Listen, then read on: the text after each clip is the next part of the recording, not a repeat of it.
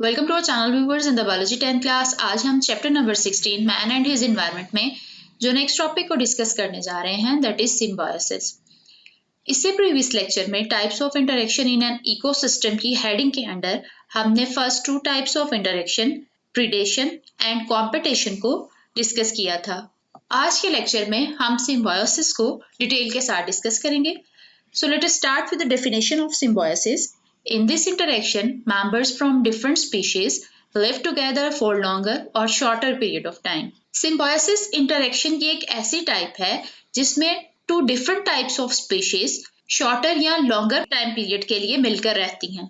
जैसा कि इस डायग्राम में beetles और ants में ये symbiosis relationship को देखा जा सकता है। Types of symbiosis. सिम्बायोसिस को हम यहाँ 3 टाइप्स के अंडर डिस्कस करेंगे। First type is parasitism, number 2 is mutualism and third one type is commensalism. So let us discuss it one by one. First of all, parasitism. In this type of symbiosis, parasite derives its food and shelter from the body of host and in turn harms it. Parasitism symbiosis की वो type है जिसमें parasites host की body से food और shelter gain करते हैं and in turn host को हार्म भी करते हैं। Let us see what is host and parasite relationship. Host is the larger organism on which parasite feed, while parasites are the smaller organism that gets food and shelter from its host and harm the host. Like इस diagram में यहाँ parasites as लाइस को हम देख सकते हैं। ये parasite या लाइसेस क्या करती हैं, अपने होस्ट से शेल्टर और फूड गेन करती हैं। और होस्ट यहाँ पे इस लिविंग ऑर्गेनिज्म या ह्यूमन बीइंग को शो किया गया है, that is the larger organism, ठीक है। और पैरासाइट्स जो होते हैं they are smaller in size. So जब ये लाइसेस अपने होस्ट या ह्यूमन बीइंग से फूड और शेल्टर गेन करती हैं तो इन टर्न अपने होस्ट को हार्म करती हैं। देख सकते हैं types of parasites. Number 1 are the ectoparasites. Number 2 are the endoparasites. Ecto here means outside the body of the parasites. Means ऐसे parasites जो कि अपने host की outside body पर रहते हैं। They live outside on the surface of host body and get food from there. For example, mosquitoes, leeches and lice. Mosquito जो है ये एक ऐसा parasite है जो कि outside the होस्ट बॉडी रहता है but get food from the host body, यानी आउटसाइड ही बाइट करके लिविंग ऑर्गेनिज्म को उनसे अपना फूड गेन करता है in the form of blood. Similar like leeches जो हैं they are also ectoparasite because ये भी outside the host body exist करती हैं and when they bite they get the food in the form of blood from the host. Second type की तरफ चलते हैं पैरासाइट्स की, that is endoparasites. Endo here means inside, inside the host body. They live inside the body of the host and get food and shelter from there. Endoparasites ऐसे parasites होते हैं जो कि host की body के अंदर रहते हैं और वहां से food और shelter gain करते हैं। For example, bacteria, viruses, tapeworm, ascaris, Entamoeba, Plasmodium etcetera. इस डायग्राम में यहाँ ascaris को देखा जा सकता है जो कि ह्यूमन बॉडी में एक कॉमन पैरासाइट है। ये राउंड वर्म्स होते हैं जो कि ह्यूमन बॉडी के इनसाइड यानी डाइजेस्टिव ट्रैक में रहते हैं और वहां से अपना फूड गेन करते हैं and causes infection in the digestive tract of the human being. Then here is the tapeworm, ये भी एंडोपैरासाइट की एग्जांपल है। इनको टेपवर्म इसलिए बोलते हैं because they look like the tape और ribbon. They also cause infection inside the digestive tract of the human beings. Then bacteria और वायरस जो हैं ये भी एंडोपैरासाइट्स हैं because they also live inside the body of the host and cause various kinds of infections. Then another example is of plasmodium. Plasmodium एक ऐसा endoparasite है जो कि inside the gut of mosquito रहता है and that is responsible for causing malaria. Another example of endoparasite is of the Entamoeba. Entamoeba जो है ये भी ह्यूमन बींग्स की inner side of the intestine रहते हैं and they cause infection in the digestive tract. Next देखते हैं parasitic plants. कुछ प्लांट्स भी पैरासाइट्स होते हैं। Some plants are parasites on the other plants. Example हम यहाँ देखेंगे पैरासिटिक प्लांट्स में कैक्टस की। It grows special types of roots Astoria into the host body and suck the nutrients from the vascular tissue of the host. इस diagram में इस parasitic plant cactus को observe किया जा सकता है, जो कि दूसरे ट्री ट्रंक या अपनी होस्ट पर प्रेजेंट है। इनमें कुछ खास किस्म की रूट्स प्रेजेंट होती हैं जिनको हिस्टोरिया बोलते हैं। यहाँ इस डायग्राम में इन रूट्स को क्लियरली ऑब्जर्व किया जा सकता है। ये रूट्स खुद को होस्ट की बॉडी में या दूसरे ट्री ट्रंक में इंजेक्ट कर लेती हैं और इन रूट्स के थ्रू ये पैरासिटिक प्लांट्स इनसे न्यूट्रिएंट्स और वाटर वगैरह एब्जॉर्ब करते हैं। After the types of the parasites हम नेक्स्ट डिस्कस करेंगे टाइप्स ऑफ पैरासिटिज्म को।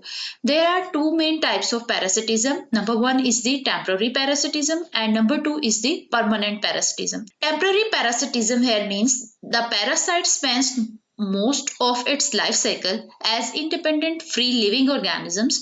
Only a part of its life cycle is spent as parasite. Temporary parasitism में क्या होता है कि जो parasites होते हैं वो अपनी लाइफ का ज्यादातर पार्ट होस्ट के बगैर ही गुजारते हैं इंडिपेंडेंटली। उनके लाइफ साइकिल में सिर्फ थोड़ा सा ऐसा पार्ट होता है जिसमें वो होस्ट पर डिपेंडेंट होते हैं। फॉर एग्जाम्पल लीच, बेडबग और मॉस्किटो।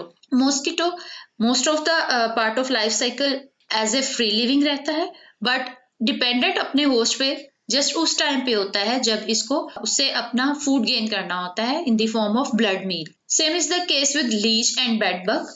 ये भी अपनी लाइफ का ज्यादातर पार्ट इंडिपेंडेंट ही गुजारते हैं, होस्ट पे डिपेंडेंट सिर्फ अपने फूड को गेन करने के लिए होते हैं। नेक्स्ट देखते हैं परमानेंट पैरासिटिज्म को। Parasites spend their whole life cycles as parasites. Permanent parasitism में क्या होता है कि जो पैरासाइट्स होते हैं वो थ्रू आउट द लाइफ अपने होस्ट पे डिपेंडेंट होते हैं, inside the body of host रहते हैं। फॉर एग्जाम्पल बहुत सारे डिजीज कॉजिंग बैक्टीरिया और वायरस जो होते हैं they are permanent parasites. They are the example of permanent parasitism. Next चलते हैं symbiosis की second type की तरफ, that is mutualism. Let us see what is mutualism. In this type of symbiosis, both partners get benefit from each other and neither is harmed.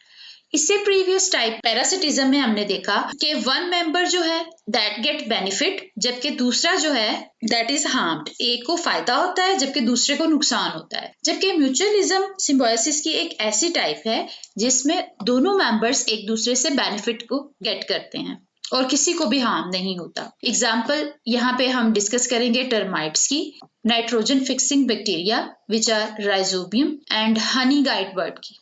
One by one हम इन तमाम examples को discuss करते हैं। For example termites eat wood but are unable to digest it. Termites जिसको हम common language में खटमट बोलते हैं, एंड दे ईट वुड खाते हैं ये, but they are unable to digest it, लेकिन वो वुड को डाइजेस्ट नहीं कर सकते। देन वो किस तरह इस वुड को डाइजेस्ट करते हैं? There are present the protozoan which are zooflagellate. They live inside the intestine of termite.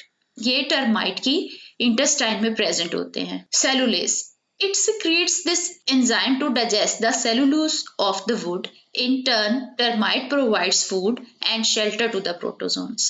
Protozoans एक एंजाइम जिसे सेलुलेज बोलते हैं उसे सिक्रीट करते हैं जो कि वुड में मौजूद सेलुलोज को डाइजेस्ट करने में हेल्प करता है। सो इन दिस वे दोनों एक दूसरे से बेनिफिट को गेन करते हैं। टर्माइट इस प्रोटोजोन के थ्रू सेलुलोज को डाइजेस्ट करता है, जबकि इन टर्न प्रोटोजोन्स को टर्माइट से फूड और शेल्टर मिलता है।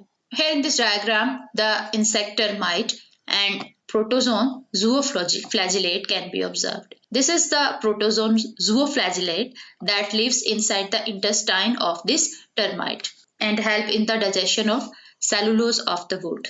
Next चलते हैं म्यूचुअलिज्म की सेकंड एग्जांपल की तरफ, that is nitrogen fixing bacteria और rhizobium. They live in the root nodules of the leguminous plants like pea and grams. Rhizobium या नाइट्रोजन फिक्सिंग बैक्टीरिया ऐसे बैक्टीरिया होते हैं जो कि लेग्यूमिनस प्लांट्स की रूट नोड्यूल्स में प्रेजेंट होते हैं। लेग्यूमिनस प्लांट्स कौन से होते हैं? These are the protein rich plant, जैसे कि पी प्लांट एंड ग्राम्स वगैरह। अब ये राइजोबियम या नाइट्रोजन फिक्सिंग बैक्टीरिया क्या करते हैं? दे fix nitrogen in the nitrates for the plants required for their growth, while bacteria get food and shelter from the plants. As we know, nitrogen जो है वो प्लांट्स की ग्रोथ के लिए बहुत ज्यादा इंपॉर्टेंट है, and this nitrogen is present in the environment as free form, और इस फ्री फ्रॉम नाइट्रोजन को प्लांट्स डायरेक्ट एब्जॉर्ब नहीं कर सकते, जबकि इन प्लांट्स की रूट नोड्यूल्स में कुछ बैक्टीरिया प्रेजेंट होते हैं जिनको राइजोबियम या नाइट्रोजन फिक्सिंग बैक्टीरिया कहते हैं। इन बैक्टीरिया में ये एबिलिटी प्रेजेंट होती है कि ये इस फ्री नाइट्रोजन को एब्जॉर्ब करते हैं, देन इनको नाइट्रेट्स में कन्वर्ट करवा के प्लांट्स इनको अपनी ग्रोथ के लिए यूटिलाइज करते हैं। So this is called a mutualism, जिसमें प्लांट्स भी बेनिफिट गेन कर रहा है एंड इन टर्न जो बैक्टीरिया हैं वो भी प्लांट से शेल्टर और फूड गेन कर रहे हैं। चलते हैं थर्ड एग्जाम्पल की तरफ, that is of honey guide bird. Let us see why it is called the honey guide bird. It feeds on wax and larvae present in the honeycombs. It flies around looking for honeycombs but is not strong enough to open the comb.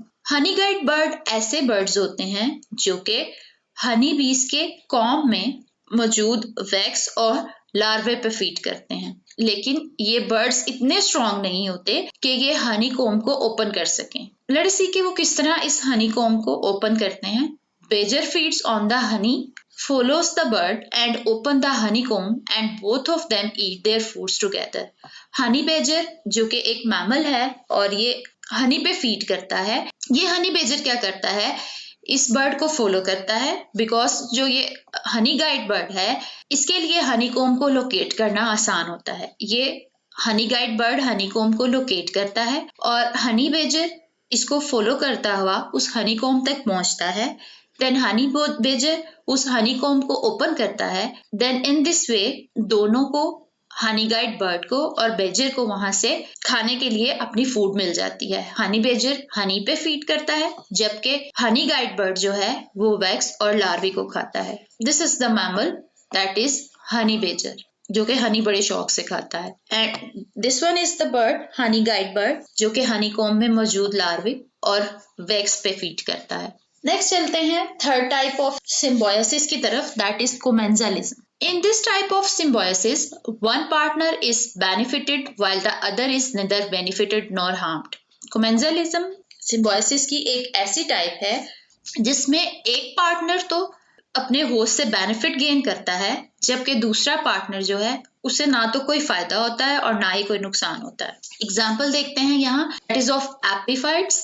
Epiphytes जो कि plants हैं and animals में हम example देखेंगे सक्कर fish की। Let's see what are epiphytes. These are the small plants found growing on other larger plants for the space only. Epiphytes small size के plants होते हैं और ये अपने host या दूसरे larger plants के ऊपर grow करते हैं just for the sake of space, यानी इन्हें सिर्फ space require होती है, otherwise इस host plant से इन्हें कुछ नहीं चाहिए होता है बिकॉज ये अपना फूड खुद से प्रिपेयर करते हैं। The larger plants are neither benefited nor harmed. So जो होस्ट या लार्जर प्लांट होते हैं उन्हें ना तो कोई फायदा होता है और ना ही नुकसान होता है। नेक्स्ट एनिमल्स में एग्जांपल देखते हैं कोमेंजलिज्म की, that is of suckerfish. Suckerfish attaches itself to the surface of sharks by its sucker. In this way, the shark provides easy transport to the suckerfish to new feeding grounds. Here in this diagram, the commensalism can be seen between sharkfish and the suckerfish. Suckerfish खुद को shark की body के साथ attach कर लेती है अपने suckers के थ्रू और इस तरह ये सक्करफिश इस शार्क के ऊपर राइड करके न्यू फीडिंग ग्राउंड्स तक जा सकती है आसानी के साथ। सो ये शार्क फिश जो है इस सक्कर फिश को ट्रांसपोर्ट प्रोवाइड करती है। सो सक्कर फिश तो इससे बेनिफिट को गेन करती है जबकि शार्क फिश को ना तो कोई फायदा होता है और ना ही नुकसान होता है। So that's why this type of relationship is called the commensalism. Hope so you have clear understanding about symbiosis. मिलते हैं नेक्स्ट लेक्चर में नेक्स्ट टॉपिक के साथ। जाने से पहले अगर आप हमारे चैनल पर नए हैं और अब तक चैनल को सब्सक्राइब नहीं किया है तो सब्सक्राइब बटन को क्लिक करना और बेल आइकन को प्रेस करना मत भूलिएगा ताकि आपको हमारे आने वाले नए लेक्चर्स के बारे में अलर्ट्स मिलते रहें। Thank you.